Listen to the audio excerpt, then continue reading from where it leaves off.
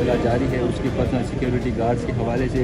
और अब इमरान खान साहब जो है वो गाड़ी से उतर चुके हैं और आप लोग देख सकते हैं कि इमरान खान साहब पैदल जो है वो इस वक्त इस्लामाबाद हाई कोर्ट के अंदर जो है वो इस वक्त पेश हो रहे हैं। इस वक्त ये मनाजिर हम आपके साथ शेयर कर रहे हैं कि इमरान खान साहब जो है इस्लामाबाद हाई कोर्ट के अंदर जो है वो दाखिल हो चुके हैं, पैदल वो जा रहे हैं। तकरीबन